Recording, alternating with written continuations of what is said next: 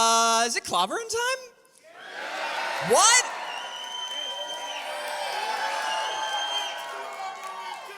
It is actually half past, but that's okay, because we've still got some pretty incredible folks just behind the stage here.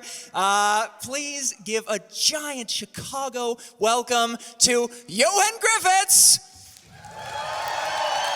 There he is!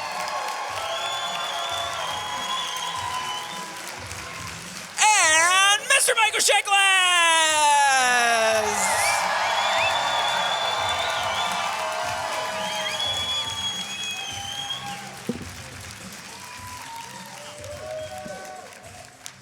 Hey, some crowd.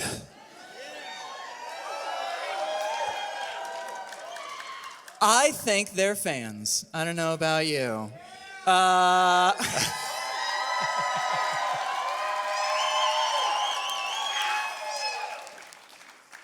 fellas. Hello to you. Oh, how are you doing? I mean, come on. Right? Pretty good. Excellent. And I love Chicago. It's a great town. Now, this certainly, is this your first C2E2? Remind me. I've participated in New York, but this is my first one here. Yes, okay. Yes. Okay, fantastic. Oh my God, well, welcome. Same. Thank you, great to be here. Yeah, okay. Which do you like better? Chicago. Ah, yeah! Thanks for that. We'll slip you the 20. Well, no, Chicago actually, growing up in the UK, American football came to our screens in the 80s. There was a new channel that was created, and the Chicago Bears became my team as a young teenager. Yes. Yeah. You're a Bears fan. I'm a Bears fan, yes. When it comes to American football, they're my team, yes. I can't say the same thing. Sorry. Born and raised in Boston, guys. I'm a New England guy. Hey, 6 championships. Come on, get over it. One of you is going to have a lot easier of a time getting out of here today. Okay. I said one of you is going to have a lot easier of a time getting out of here today. All right. Well, we're here to talk Fantastic Four. Yeah. Come on. All right. So Fantastic Four, you were both cast in 2004, right? Yes, probably, yes. And we started shooting the movie later that year, right? I think it was winter, wasn't it, in Vancouver? Yeah. Not the first one? I'm sorry, the first one I remember because it was August and I was in that suit, in the first incarnation of the suit. So I was in the 7th circle of hell. So the second one we did, it was a winter and we had redone the suit, so it was much more comfortable. The first one, we started in August in 2004, and it was released in 2005, the summer of 2005. Yeah. So obviously the superhero movie landscape then was like so much different, and of course there was the Spider-Man movies, there was X-Men, but did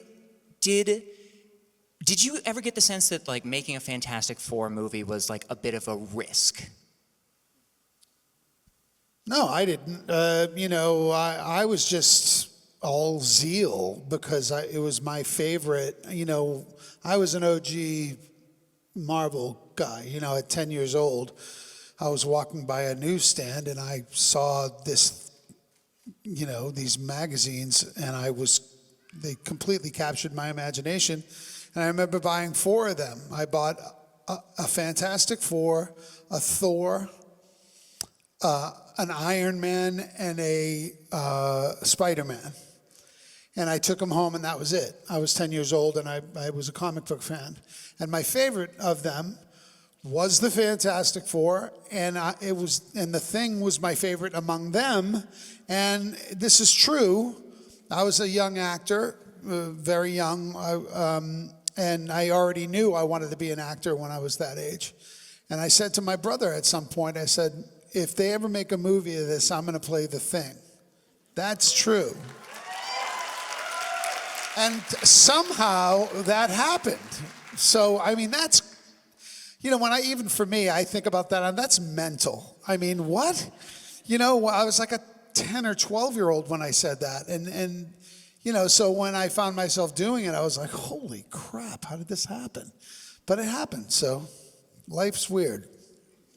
The fact that you're a Boston fan, just everybody forgot about that just now because you're a comics fan, so everybody's okay with that now.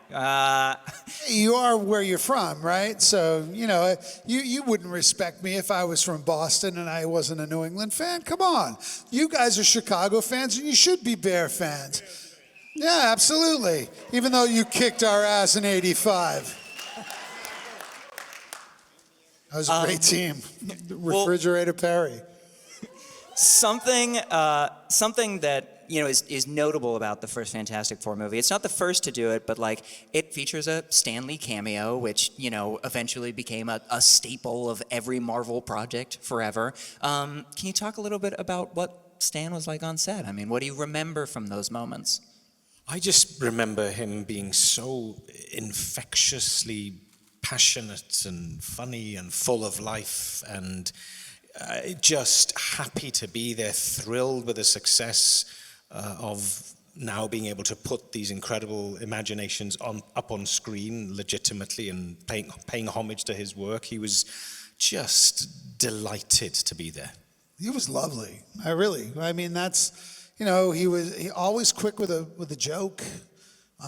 He just seemed genuinely thrilled to be there. I think, he's a kid who came up humbly from New York and, fought in World War II and, ended up making this creative empire. And to see that come to fruition, and it must have been a dream for him as well. So he was seeing his childhood dreams come onto the screen. So, you really just got at least I did, a sense of just innate gratitude from the guy. He was grateful, and so in the moment, so present, and really, really cool.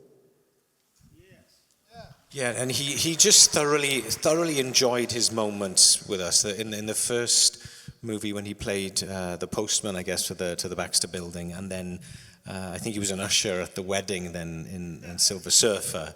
But you could see his sort of confidence as a performer and as an actor grow. In the second movie, he was like, "Oh, okay, I'm kind of enjoying this sort of this new wing to his, this new string to his bow." I got to share one other Stan Lee thing. I did something in Santa Monica with him where we were sort of announcing that Hemsworth was going to be Thor.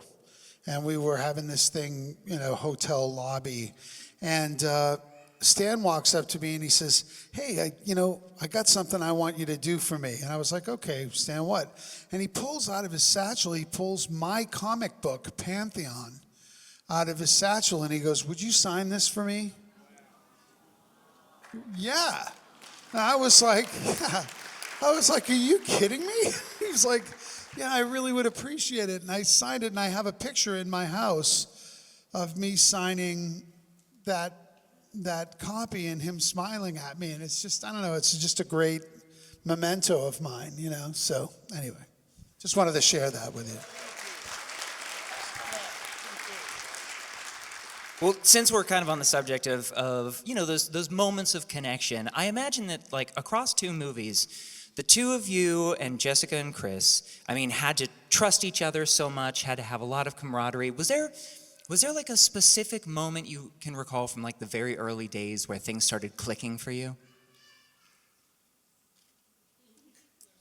I think as actors, at the beginning, you're immersed in your own character, and you're immersed in bringing that to life. And for me as well, I felt a lot of pressure bringing this character to life because he's such a beloved character from quintessentially American comic book. So here was I, a Brit, coming to fill these big shoes. So I think at the beginning we were all sort of figuring out our characters. I know Michael was dealing with not just his character but the costume element of everything, and we were all sort of at the beginning just figuring it all out and realizing that we were in something big and extraordinary. And I think after that process of sort of unease and figuring that out, we reached out then to each other, and then through the script and what the script asked us to do, we eventually became this family. And so it was sort of natural, really, the scenes that we had together, especially when we were all together as a family. There was a lot of fun, there was a lot of banter, and I think that transferred then to the screen. You see that relationship clearly on the screen, that these were actors who were all good actors in their own rights, but listening to one another, bouncing off one another, offering something up.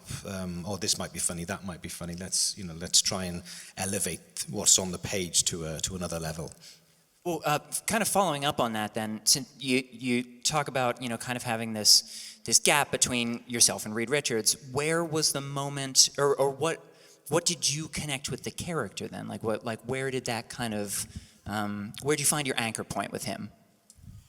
Well, because I wasn't familiar with a comic book, I think I spent a lot of time reading the comic books, the anthologies, and because it's a bit like playing a historical character. If you're playing a historical character, there's a wealth of books, historical references to that person, and the anthology of the comics is where I went back to. And I think I found him there, and I realized, I have him in me somewhere, just have to bring that out. And it's been such a feeling of pride for me when people come up to me at these conventions, come to the table and have their pictures signed, that they feel the same way. They feel that I have brought that character from the page to life. So it's I always feel very proud of that when I hear that. Yeah. I have to. Absolutely. I want to piggyback on that, because I was thinking about when I connected with the character when we were actually doing it, and it was almost immediately, and the reason is that suit.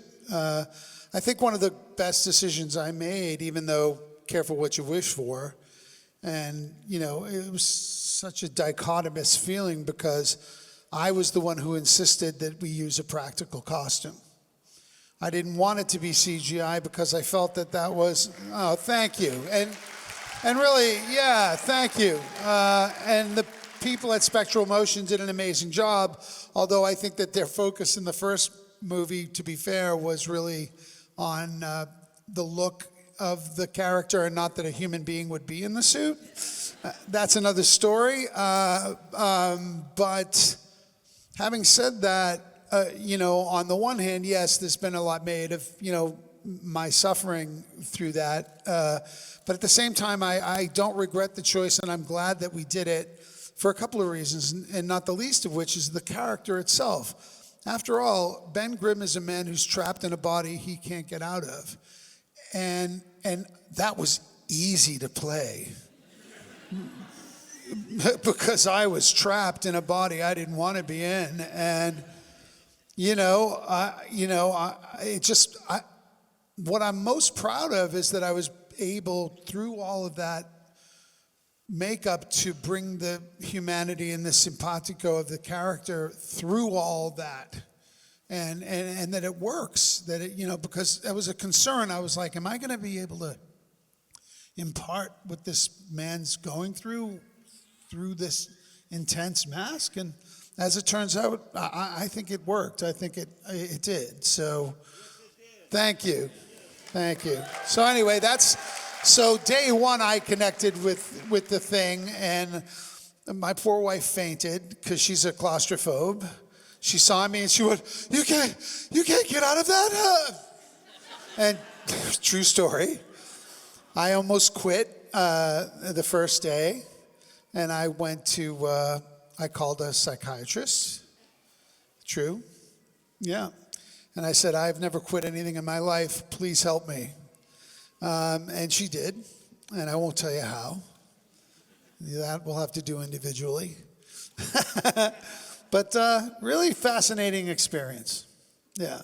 Piggybacking off that, for Silver Surfer, you were on set with Doug Jones, and Doug Jones is famous for prosthetics. Were you Yeah. That was the second one. I wish I had him in the first one because we traded notes in the second one. And, to be fair, the Silver Surfer was like me, head to foot, but it was paper thin. It was a lot lighter, a lot less. The problem with mine was this thick and was everywhere, and it didn't breathe. So it was suffocating. And once they glued my hands on, I couldn't get out of it by myself. And I could only do this. So here I am playing a superhero, and I only had the strength to pick up a water bottle, right? On top of it, it wanted to be like this. It was like living in a Bowflex because it was like this. So, if I sat up, it was like 4 pounds, 10 pounds, 25 pounds. So if I'm sitting at a table, I'm flex. I was ripped during that production. I was just ripped because I was constantly in a core exercise for 6 months. It was madness. So obviously there's such a legacy to these movies. One piece of that was when Chris Evans appeared as Johnny Storm again in Deadpool and Wolverine, and we kind of got to see how his character wrapped up. It was terrible. It was very bloody. Have either of you thought about where your versions of Reed and Ben would have ended up? Or, if you haven't, think of it now. No pressure. Well, I've got to be honest, I'm not overly familiar with the universe, so I can't imagine where Mr. Fantastic would be taken to. All I know is that there are so many of you out there that are incredibly passionate and have very strong ideas of what should happen, with the new universe as it progresses. And I would love to be part of it if I was asked. So, yeah. They were doing the comics for 50 years, for crying out loud. There's no end to the things that could be done in this world. One thing I wanted to do, and we were in discussions about at the time, and it just didn't happen, was, one of my favorite issues from back in the day when I was a kid was Hulk versus Thing. And they just didn't do it. They didn't follow through on it. And I was bummed about that because I thought, I'm selfishly, that could have been so much fun, right? But c'est la vie. So, clarification question there. Were there conversations happening around that? Because I know after the second one, there was an idea for maybe doing a Silver Surfer spinoff, and then that idea kind of got worked into maybe it's a third movie. Was there? I guess what were the conversations happening at that point? This was a spin-off idea. There were so many ideas being bandied about between the first one and the second one. And quite honestly, I don't know what happened after the second one. I didn't hear from anybody for the longest time. And, it is what it is. But, those movies, correct me if I'm wrong, but they made $750 million. Not bad. Yeah. Not bad. And they didn't cost that much. The first one, I think, cost $90 million, and the second one about $110 million. So pretty good. So look, I know a lot's been said about all this, and I've pushed back about some of it, and we all have opinions, and it's subjective and everything. But I think I just feel strongly that we all really put in a great effort on those first two films, and I stand by them. Kind of on the subject of stuff that the discussion started and then things pulled back. Ioan, there's a very famous deleted scene, I think it's from the first one, where your face turns into Hugh Jackman's face. Do you remember why that got cut? Do you remember what the reasoning was there or anything? By the way, I found out about that at our last con. I had no idea that ever happened. Yeah. I wouldn't have known why they would have removed that scene, but I'm glad it lives on in the special feature. All I remember from that whole sequence is I think we put that sequence together after we'd finished shooting the film. I think these were little reshoots that they'd put together. And I don't think that Jessica and I are in the same city even shooting that scene. Because I shot mine because of scheduling and stuff in Vancouver. And I think Jessica was in New York. So I don't think we were ever together during that little moment. But it's a nice bit of homage to Wolverine and to Hugh Jackman, and it's a nice sort of doff of the hat to that great franchise. Yeah. And Hugh didn't even know he was in the movie. Okay, cool.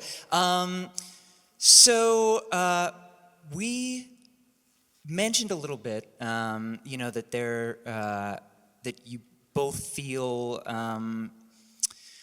You both feel that there's, I'm trying to word this very carefully. Just say it, man. Okay. I'll leave it. You both kind of mentioned wanting to do more, or at least the possibility of kind of wanting to revisit these characters. The fan base is obviously there.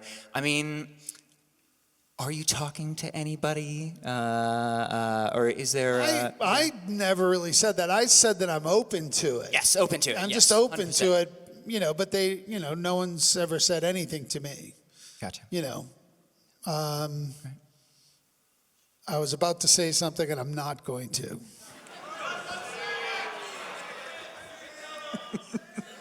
Yeah. The good news is that I think we're just about to move into our fan questions. I think, were you briefed on fan questions before this? Yes? No, you were? Okay, so there are two mics. One's over here, one is over here. Let me go through the list. Please line up very calmly at either of these mics. Folks, there are probably a lot of people here with questions, so if you could keep your questions short, that would be incredible. And obviously, be respectful and stuff. We'll start right over here with the first fan question. Let me get the mic up a little bit. Sorry about that. My first question is actually for Michael Chiklis. Loved your work in The Shield, by the way. How was it playing? How was the big different contrasts between playing Detective Vic Mackey and then playing Captain Barnes on Gotham? Oh, wow. That was actually, Barnes was deliberately a bit of an homage and a wink, like a cheeky wink to Vic Mackey. That was the way it was presented to me. And I almost didn't do it for that reason, but, it was sort of DC and a different universe. And, when he told me that he was going to turn into, the executioner. Thank you. Senior moment. I was like, oh, that's cool. And the whole guilty thing. And I had a bunch of friends in that show. Donald Logue is a very good friend of mine, who I love. And, to spend, a couple of years in New York City shooting, that did not suck. So yeah, it was, but contrast-wise, one is much more real world, gritty drama, and the other one was very heightened arch, comic book, craziness. Thank you. Next question, we're going to go over here. Yes, my name is John Strader. My claim to fame is the Fantastic Four comic book actually came out on the day I was born, November 14th, 1961. And I can actually say I've read all the comic books, and I can be authentic that you guys' movie, your interaction, especially with you and Johnny Storm, nailed it. And your relationship between Sue and yourself. You hear that? That OG. So that's the thing. I think some of the people who were critical of the film didn't understand the comics. Oh, that no. they were the first family of Marvel, and they were cheeky and funny and dynamic. And it wasn't. I think they were thinking it was going to be some dark, brooding, dark night, and that would have been wrong. It doesn't work. No, and you guys did a fantastic job, and Thank you. I thank you very much. And also, Ben, you and I connect because what you see here is after 50 plastic surgeries, I have the ugliness on the inside. I mean, on the outside, but I have the heart of a warrior on the inside. And I want to thank you. You brought it to life. Cheers. God bless you. And you. Cheers. Lovely. And great T-shirt, by the way. Over here is our next question. Hey, where are you going? Oh, hello. My question is for our Mr. Fantastic. So I wanted to ask, what was your perspective on Reed and Doom's dynamic? Because the Fantastic Four defeats him in the first movie, but then he comes back for the second movie. So that's sort of a development.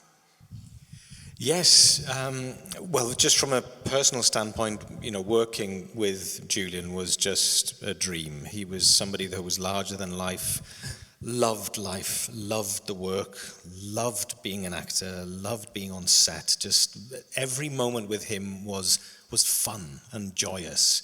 Even though we were playing arch nemesis, I just remember laughing the whole time. He had a likeness to his personality that he could just switch off when he became Dr. Doom. So those scenes were very meaningful to us.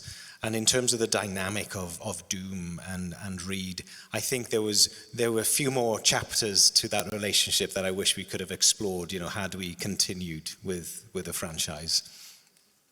I have a quick Julian thing. Two things. First, I will always adore him because when I was in the thick of it with the Thing makeup, he would go out of his way to come over and put his hand on my shoulder and say, "Hey, mate, you all right?" And he would just sit with me. And he'd just talk to me because he knew, like, I would get in my head about it because I couldn't get out of it, and sometimes I would get a little like claustrophobic, even though I'm not a claustrophobe. It was just the nature of it, right? So he was incredibly sensitive, and he would come and sit and make me laugh, and that was huge for me at the time. And the second thing was, if you remember, I think two of the best experiences of this whole odyssey of the Fantastic Four were the 2 world tours that we did after them to promote the films, right? So we went all over the planet, and we, at one point we went to Australia, and we're going to Australia, and we get out of the plane, and there's like hundreds of people at the airport, paparazzi and everything, and I'm like, wow, Jesse's really blowing up. I mean, and all of a sudden we get out. Do you remember this? We got out of the, I'm with Julian. They're screaming, Julian, and I'm like, what? He's like, yeah, I'm from here. I said, I know that, but what? And, that's when I found out that he was, a very famous Australian. His father was like the prime minister, of Australia, and I had no idea. So I was like, I'm hanging with this guy. It was our ticket into Australia. And it was just, like Ioan said, he's so fun to be around. One last one. Can I tell one last story? I'm sorry, I'm telling stories today. I saved his mother, Julian's mother. Do you remember this? Saved her? I saved Julian McMahon's mother. We were at this lovely dinner party in this outdoor deck in Sydney, Australia, like our first or second night in Australia. And she was just, his mother and father were just elegant, and she had her hair done in like an impressive sort of beehive, and lots of hairspray and stuff, and she was wearing a boa, and she was drinking a martini, and we were shoulder to shoulder. So she was talking to some folks over here, and I was talking to some people over here, and there are these little low-lying tables and with candles on them. And she was a little tipsy, and she was doing a little martini sway. And one time she swayed over, and the boa caught fire. And I'm standing here, and all of a sudden there's a fire. And I go, holy shit. And I grab the boa, and I flip it over her head, and I thought it was made of feathers, but unfortunately it was synthetic. So I wrung it out, and it just all the melted, it's just all over my hand, and then I just shoved my hand and everything into an ice bucket with some champagne. And I turned to her and I said, are you all right? And she went, swear to God, why wouldn't I be? And Julian came running over and he's like, mate, I just saw that. You saved my mother. So that happened. Yeah. It's a good story. That's a good story. Flame off. Next question. Another Vic Mackey question, where a tragic hero is a hero with like one fatal flaw. Vic Mackey has all this stuff that he does, but he has this core like underlying virtue of loyalty, but his fall comes from losing that. How do you like switch over from playing this character for so many multiple seasons of this is the line he never crosses, and then that's not part of his personality anymore? All right, you know what? I've always been mum about this, but I got to say this. It should have been a hint to everyone watching that show that, there's a reason why we call him an anti-hero, because there's a lot of anti in that. And the hint to that should have been at the end of the first episode when I shoot a fellow officer in the face. So I'm sorry to get crazy about it, but we live in a crazy time, and it just needs to be said that the whole question, the thematic question posed on the Shield was, what are we willing to accept in post 9/11 America to keep us safe from law enforcement? And as it turns out, way too much.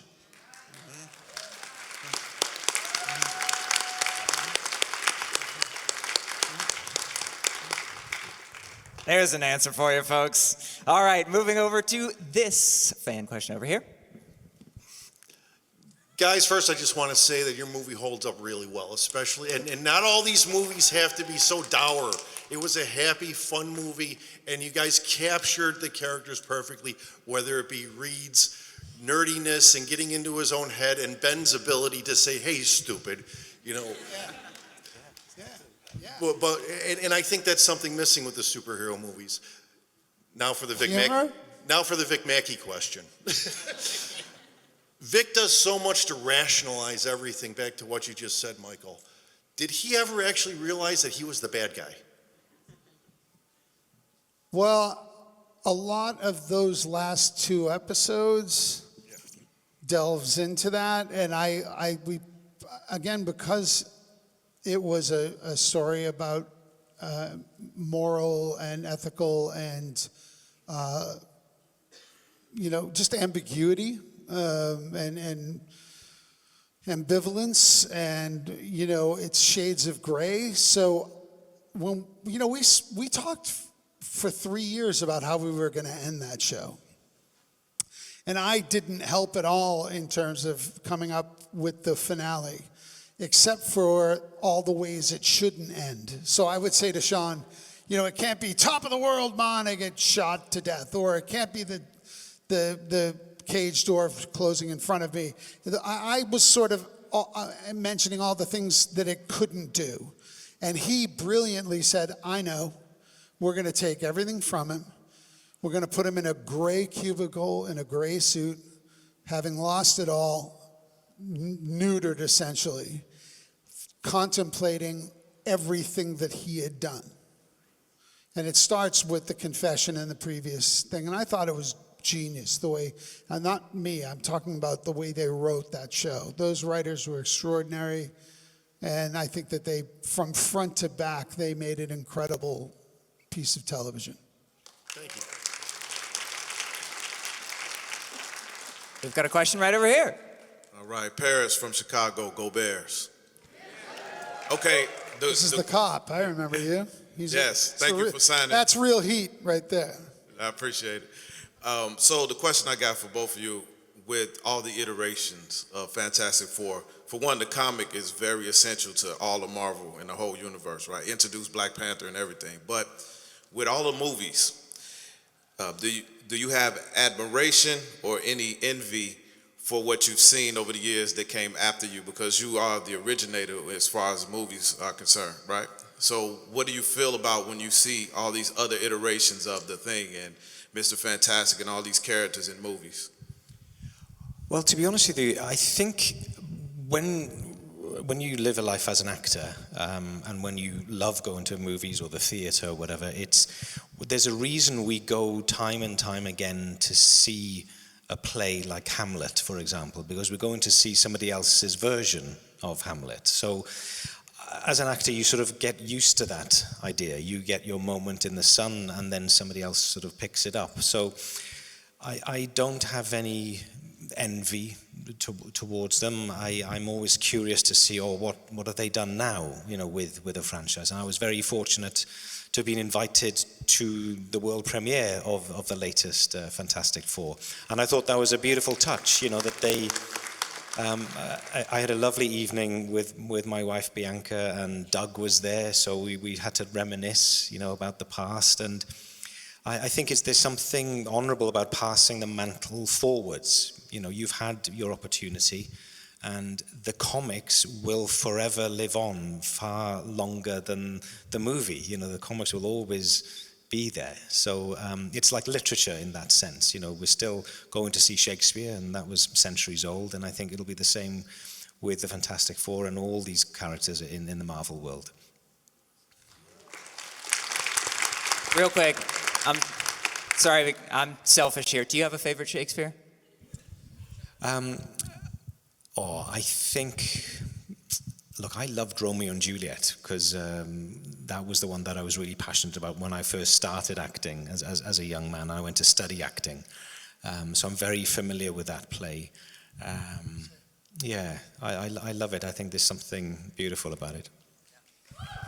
As Romeo, I'm assuming you played Romeo? See, I was never Yes, a Romeo. I was always a Mercutio or a Tybalt, but I helped open a theater when I was 14 years old called the Merrimack Repertory Theater in Lowell, Massachusetts. And as a matter of luck, repertory theaters often open with R&J, with Romeo and Juliet, because it's thought to be a lucky show to open with in the theater. So we opened with that. That was my first professional play that I ever did. So, yeah. Oh my God, you're pretty good.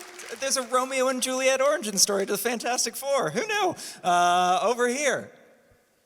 Hi, my name is Eduardo. I'm from Mundelein, Illinois.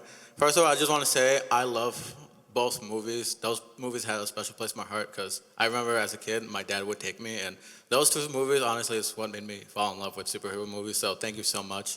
My question is, towards the end of the second movie of Rise of the Silver Surfer, towards the very end, how we see how Silver Surfer, after he had sacrificed himself, he's floating in space. We see how towards the very end, we see a glimpse of him opening his eyes and, leaving the possibility of a third movie. And I know there were talks about the third movie that unfortunately never came to be, but personally as actors, my question to you is, what would you have liked to have shown the audience on the big screen, or even right now, to let them know, how, in terms of your character development in the storyline, because as actors, you would love to put your own personal touch on your characters. So what would you like to have shown to everybody? Listen, I don't have any animus, going back to his question, towards any of the new incarnations of the thing, or the Fantastic Four. But if I do have something that sticks in my side, is that we were supposed to do a third one and we didn't get to do that, and it was never made clear to us why. Yeah. Not me anyway. So yeah, again, I'm my hat off to everybody who's ever worked on these things. Yeah. I know how difficult they are. I'm an actor's actor, and very, Ebon is wonderful in the new incarnation, and these are wonderful actors in this film. So my hat off to them, and I wish them all the best in the world. But I really had wished that we got to do that third show. Now, what we would have done in it, I don't know. Whatever was on the page, that's what we're charged to do. When we read a script and, we play the role, and that's what we do. We go out and put our best foot forward and entertain you. Thank you.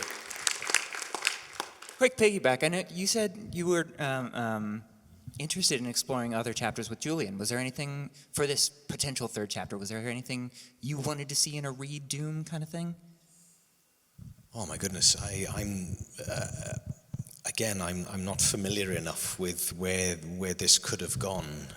But just to reiterate what Michael said, I think the progression was certainly there from the first movie to the second movie, and I think it would have been lovely to have that opportunity to really nail our universe, as the Fantastic Four in the third movie. And I think had we been given the opportunity, I think we would have really reached something even more special than what we already had. Over here is our next fan question. Hi, this is for Michael. Michael is a fellow Greek. Greek Easter's coming up. Yasu. What are you excited to eat? I know food's a big part of the culture. Something on the table that's gotten your stomach grumbling. Every year I make my spanakopita, which it's my yaya's recipe. It's crazy, so good. But I love the traditional stuff. I love lamb and potatoes, and sorry, we're getting Greek here. I'm going to Greece in the end of June, to Athens, and taking part in the Nostos festival there, which is an amazing thing. And I'm going to be doing a reading of an original play. David Byrne is the musical guest, and it's pretty unbelievable, actually, what's going on there. Yeah, so, I'm going to, every year, a bunch of us Greeks from the Hollywood community get together. Nia Vardalos, John Stamos, Tom Hanks and Rita Wilson, and a bunch of us, and we all get together at our friend Jim Giannopoulos' house, and we have Greek dinner together we've been doing that for like 28 years. Awesome. And and we play rhythm and blues together in this silly band, and we do the Greek dances and a Zorba and everything. So we'll be having a blast, man. Galo Pascal. Next question's over here. Thank you again both for coming to Chicago, first and foremost. We both appreciate it. I'm sure everyone here does. If you haven't seen them, go do it. I have. They're awesome. I'm Gene West from Comic Book Man, and going back to what they said before about all the funny banter and things, one of the best things I love is when you and Johnny would go at it with little pranks. Were there pranks that we didn't see? Yeah, you can say that was a good question. It's okay. That's a great question. I'm just trying to remember, because we were always goofing on each other.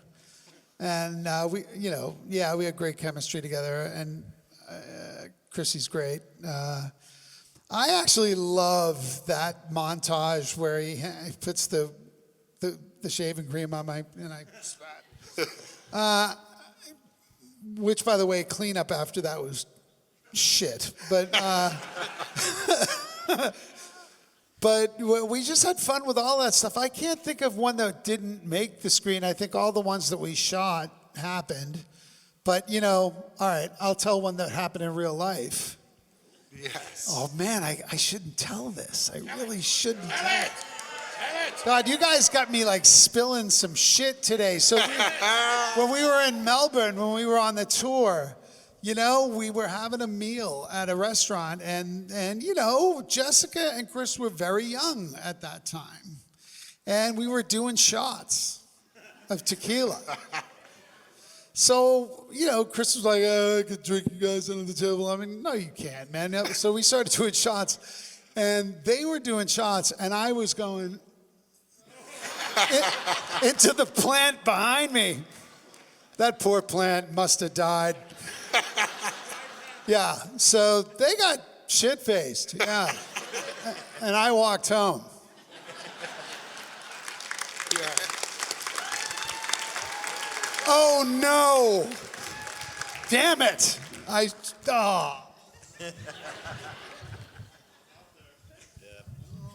They're watching this stream, by the way, just so you know. Okay, over here. Hi, Steve from Lockport. Sorry to traumatize you about the, Walter Payton. Love the Walter. Love Walter Payton. Sweetness, man. Come on. Of course. My question is, I think the best thing about your version of Fantastic Four is that chemistry you have back and forth. Did you have that from the beginning with the other actors? I mean, did you just naturally get annoyed by Chris Evans, or did it take time to learn to be annoyed by him? He could be annoying, so no, I'm kidding. Yeah, I think we had a natural chemistry with each other, and I think when you're actors and you get cast in something, you kind of have this instant, you understand you need to be comrades. We sort of go, let's go, we're doing this. And that kind of mainly happened to me when we weren't, when we were leading up to shooting, when we had like little times together, where we had moments to be together and go, I don't know, without saying it, we didn't ever say this, but there was this feeling of, hey, we're the Fantastic Four now.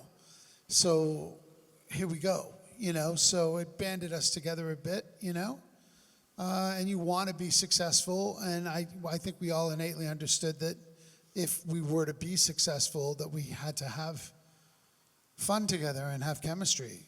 So you kind of, for whatever's not there, you try to generate it. I don't know. I felt tremendous chemistry with all my fellow 4 years? What? Foursome. Foursome, yeah, thank you.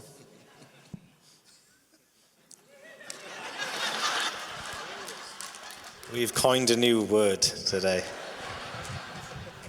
I'm 62 and I'm still an idiot. Over here. My name is Brendan, and my big question is for you. If you were in Avengers Doomsday, would you play the Fantastic Four or any other character to take down Dr. Doom? Oh, if I had the opportunity to don the costume again and play Mr. Fantastic again to take down Doom again, I would gladly take on that.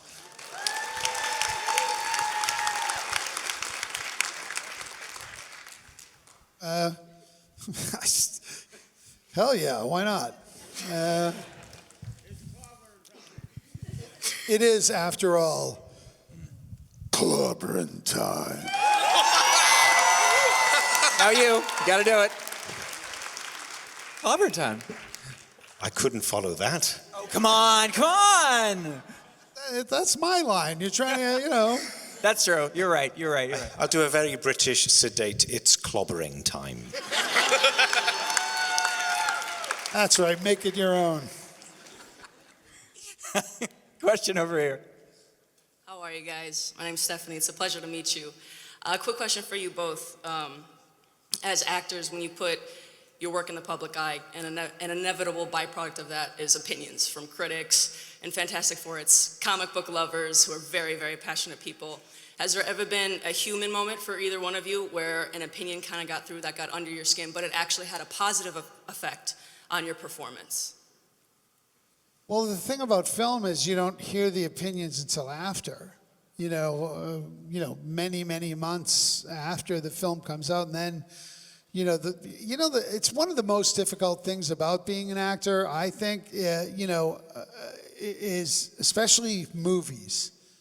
Television's much quicker from the time you make it to the time it goes out, and you also have a chance to sort of win over an audience because you're doing more than just one show, right?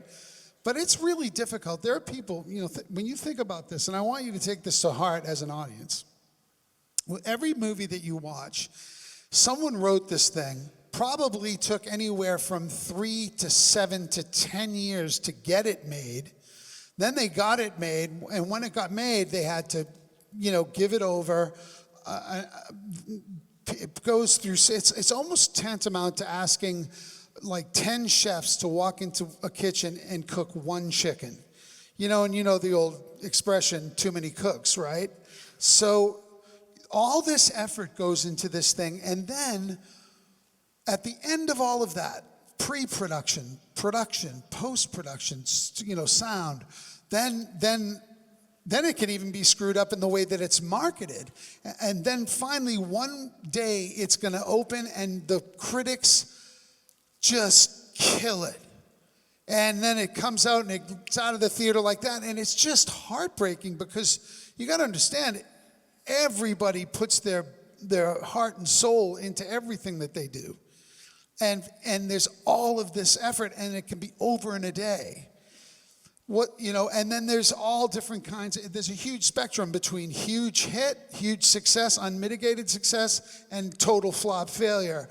And the thing about where we landed was, we had trouble with the critics, particularly in the first one, better in the second one, but we were an audience favorite and a fan favorite worldwide, and they were very financially successful. And, I think more than anything, when the fans come up to us, one of you said it earlier, you are my childhood, and we've heard that over and over again. That's more gratifying than anything, really. How you guys take it in. To me, right? I mean, it's about the fans. It's about you guys, So when I have somebody come up to me and say, oh man, you're my childhood, the fact that something I did on film or on television resonated with them and was part of, they associate with a beautiful, positive part of their life, and they take that with them for the rest of their life. Oh my God, that's why we do this.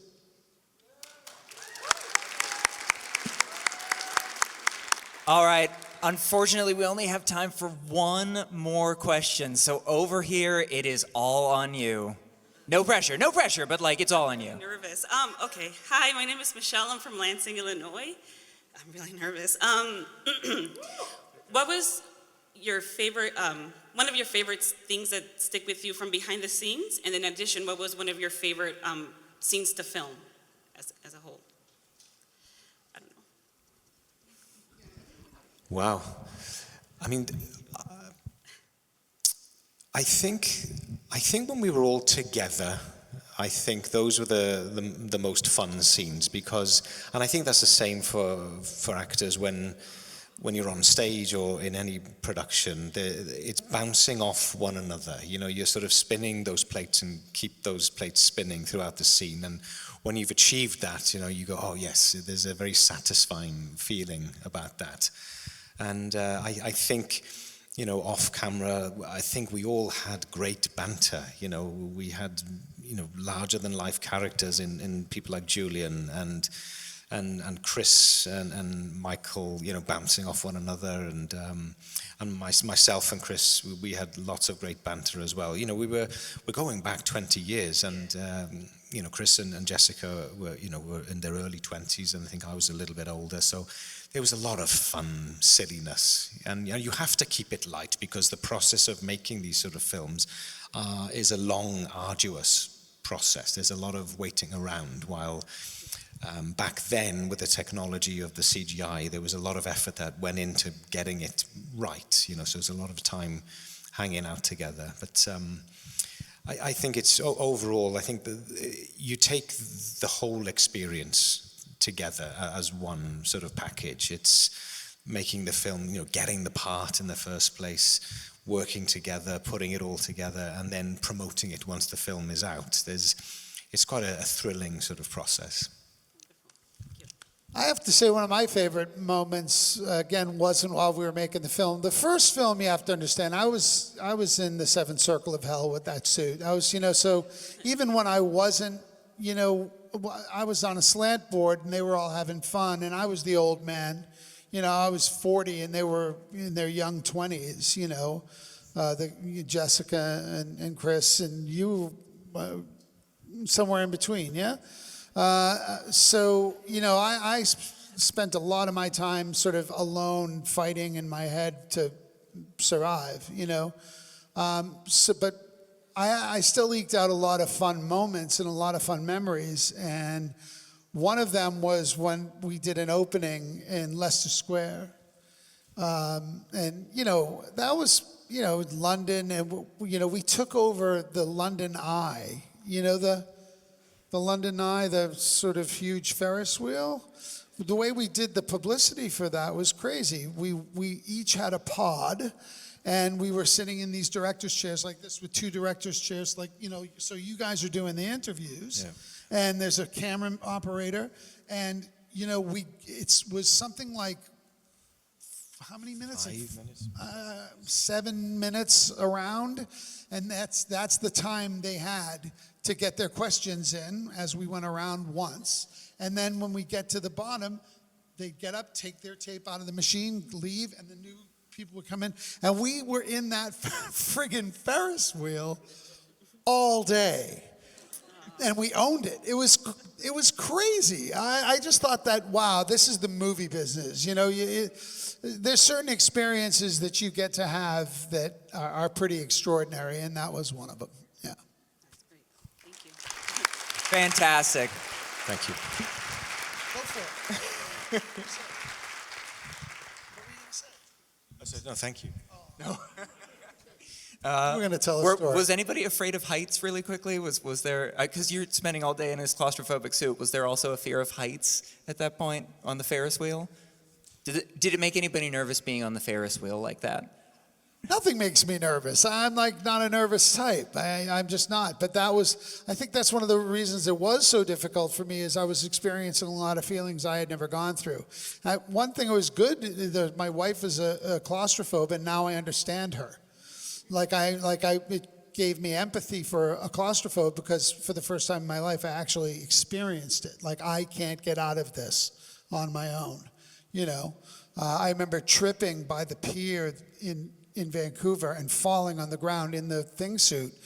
And I was only a few feet from the edge of the pier, and I thought, holy crap, if I fell in the water, I'm done. And that made me, there's certain experiences you never forget, and fear is one of them, things that make you mortally afraid. So, it was a lot. It was a lot of different feelings, but overall, it was an incredibly positive experience. The people, Ioan and I are friends to this day. I love seeing Chris and Jessica, although I don't see them much these days, but, we've all gone into our own worlds and our own lives, and they're all wonderful people. Timmy's great, Tim Story, the director. So, high diddly D in actor's life for me. Beautiful. I cannot think of a better place to end it. That is fantastic. Folks, give it up for Michael and Ioan again. Come on. Thank you, guys. Thank you. Oh, my God. Thank you both.